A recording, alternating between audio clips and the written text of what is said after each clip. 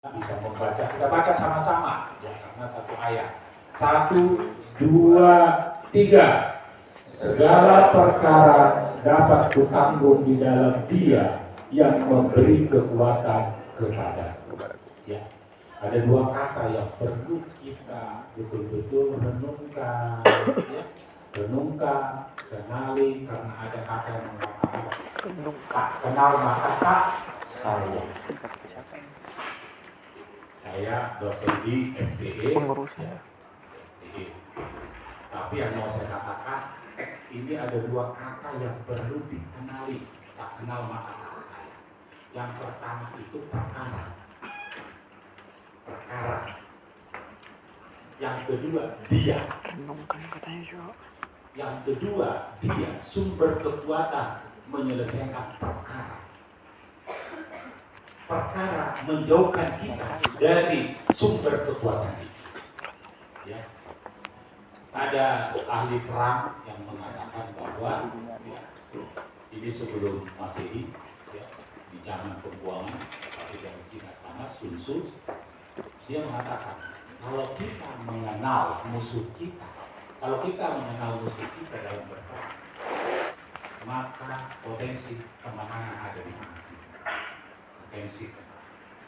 Tapi ketika kita tidak mengenal musuh kita, maka potensi kekalahan kita bisa sangat tinggi terjadi. Artinya sama halnya dengan hal teks kita ini. Dan Paulus ini adalah pergumulan Paulus. Segala perkara dapat ditanggung di dalamnya. Semua orang berperkara. Ya.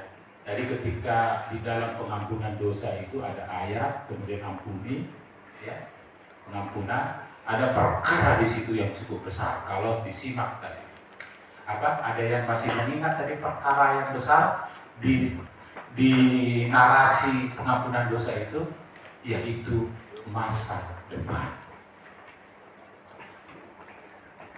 Dan perkara ini bersifat dinamis. Dia, ya, adalah tetap. Aku adalah Alfa dan Omega. Demikianlah Tuhan menyatakan dirinya. Tapi perkara ini dinamis, ya, berubah abad, berubah zaman, berubah era, berubah peradaban. Perkara pun terus bergerak. Dan perkara ini yang menekan, yang menjauhkan dari sumber kekuatan pun bukan semakin lemah menekannya, ya. Bertambah abad, bertambah zaman, dia semakin keras menekannya. Ibarat tadi di dalam doa pengampunan itu, ya, masa depan, untuk menggapai masa depan bukan semakin mudah sekarang. Ya, ketika 40 tahun lalu saya tamat kuliah, ya mungkin tidak akan sesulit sekarang. Ketika saya punya anak, sulit sekali. Karena itu tadi, itu adalah perkara. Kontra perkara itu adalah pengharapan. Dia, segala perkara dapat kutanggung di dalam Dia. Dia adalah sumber pengharapan. Perkara dan pengharapan itu adalah dua kutub. Zaman berubah, era berubah, peradaban berubah, perkara semakin menekan, yang menjauhkan kita dengan sumber kekuatan itu. Yaitu apa? Kalau kita bicara sekarang ini disebut zaman post modern. Ya, milenial lewat 2000-an, ya, mengenal post modern. Kata post menjadi menonjol. Pasca. Ibaratlah kata pasca kebenaran, post truth. Kata-kata post itu menggambarkan era sekarang adalah era yang menekan era di tahun 2000. Ya, sekarang kita berada ini post struktural. Artinya struktur pemaknaan teks pun berubah. Ya. Mengkonstruksi teks berubah. Teks kitab suci yang tetap tidak berubah. Tetapi karena oleh pemikir zaman sekarang bisa berubah. Maknanya, ya, didekonstruksi ulang. Maknanya oleh zaman ini. Nah, itu Itu di sekarang. Era sebelumnya itu apa? Eksistensialis, paham eksistensi, menekan pada saat itu, sehingga mereka mengatakan apa? Eksistensi mendahului esensi makna.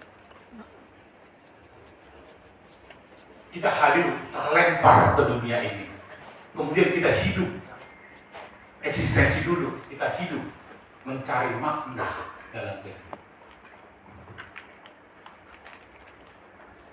Bayangkan, kita dicipta bermakna, tetapi dirubah konsepnya. Itu era dulu, tapi itu mempengaruhi. Itu makanya eksistensi di era kemajuan sekarang, media maju sekarang, itu menonjol pengaruhnya. Yang penting eksis, yang penting gaya, bermakna nggak apa-apa, kan gitu. Ya, itu pengaruh dari zaman. Roh zaman mempengaruhinya. Ya, yang penting eksis dan media memberikan.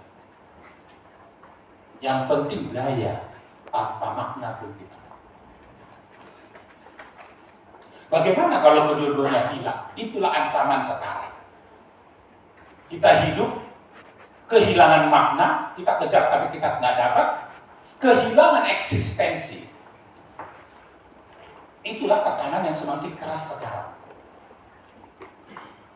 Kita kejar, sepertinya kehilangan makna yang kita kejar. Sehingga kita tidak eksis. Eksis dalam arti apa? Kita tidak mampu menghadirkan Allah, eksistensi Allah di dalam kehidupan kita, sehingga Dia, Sang Juru Selamat, tidak menjadi sumber kekuatan menyelesaikan perkara-perkara yang Dia sudah janjikan oleh Paulus mengatakan segala perkara dapat kutanggung di dalam Dia. Kita kehilangan sumber kekuatan untuk menyelesaikan itu karena kita tidak tahu arah tujuan kita. Makna kekal yang sudah dijanjikan, kita tidak yakin lagi karena pengaruh zaman. Roh zaman merebutnya. Apa itu roh zaman? Roh zaman itu mengedepankan HAM, pluralisme, relativitas dari nilai-nilai. Itu sama pos itu. Pos, era pos, modern pos kan. Era pos itu mengedepankan humanisme, HAM, pluralisme, kemudian relativitisme, relatif, sehingga narasi-narasi besar yang kekal itu diguncang dengan makna baru. Contoh narasi besar, kita mengatakan bahwa akulah jalan dan kebenaran dan hidup. Tidak ada jalan yang sama. Tidak ada apa? Akulah jalan dan kebenaran dan hidup. Tidak ada yang sampai kepada Bapa kalau tidak melalui aku. Aku itu siapa? Dia yang dikenal oleh Paulus dalam konteks kita tadi. Dia yang dikenal Paulus. Yang kukehendaki adalah mengenal Dia dan kebangkitannya dan kematian. Bayangkan kalau kita narasi itu oleh siapa? Orang Kristen juga yang disebut dengan Kristen progresif. Itu contoh-contoh bagaimana tekanan spiritual dan tekanan keimanan kita itu pun narasinya diganggu. Atau itu yang kekal. Ya, jadi kita harus siap sekarang.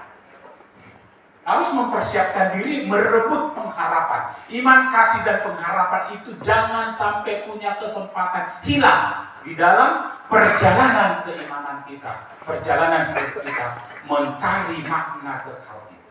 Jangan sampai. Karena potensi hilangnya tinggi, semakin ke situ semakin tinggi, perkaranya semakin tinggi. Bagaimana caranya? Bagaimana caranya? Supaya iman, pengharapan dan kasih itu tidak berpotensi hilang. Sebut saja pengharapan. Bagaimana biar pengharapan tidak hilang? Tahan uji. Silakan cari teksnya. Tahan uji. Bagaimana tahan uji itu bisa didapat? Ketekunan. Ketekunan adalah sumber tahan uji. Yang tahan uji adalah mendapatkan mahkota kekal dari pengharapan. Pengharapan itu dua. Pengharapan setelah kita hidup di dunia ini itulah yang mengejar dari makna bahwa kita bernama. Dan pengharapan ketika kita hidup. Contoh yang masa depan tadi.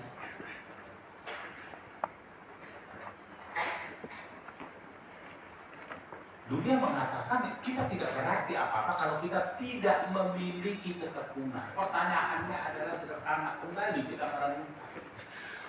Ketekunan apa yang sekarang sedang saya lakukan selaku mahasiswa? Sehingga saya punya skill yang nanti orang lain melihat itu. Ketika orang lain membeli skill itu, maka saya punya pengharapan untuk bisa makan, diterima orang, dibeli orang. Tidak ada yang instan. Dunia ini memberikan instan. Roh zaman itu yang mengganggu, itu sudah zaman dari dulu. Hem, ya tadi hedonisme, itu roh zaman. Gnotisme tadi, gnostik itu banyak di situ. Roh zaman, gnotisme, ya, hedonisme, egoisme, materialisme, itu roh zaman yang terus dinamis, menguat, menggerogoti orang percaya, menjauhkan dia dari sumber kekuatan menyelesaikan perkara. Gaya hidup hedonisme itu mengancam ketekunan kita. Egoisme mengancam persekutuan kita. Materialisme mengancam esensi kita karena dia akan mengedepankan eksistensi. Ya, makanya di abad ke-19 menguat eksistensi itu. Ya. Bahkan yang tadinya sekolah teolog pun akhirnya bisa menjadi pahlawannya.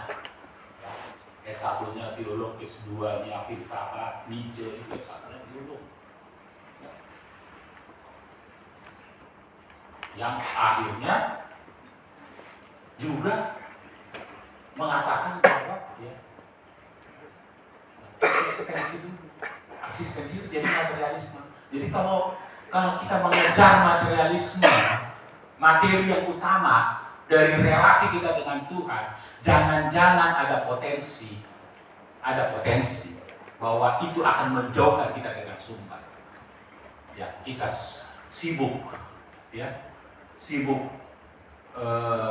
menunjukkan eksistensi kita lewat materialisme tadi, paham materialisme tadi. Kita tidak lagi berseru kepada Tuhan, tidak lagi tekun kepadanya, ya. Tidak lagi punya disiplin untuk membuka Alkitab. Coba sekarang, kalau aja satu pasal satu hari dibaca sampai tamat, ini habis. Kalau satu pasal cuma 5 menit, 10 menit, coba memulai bangun tidur satu pasal. Jangan dulu pikirkan saya ngerti gak ngerti.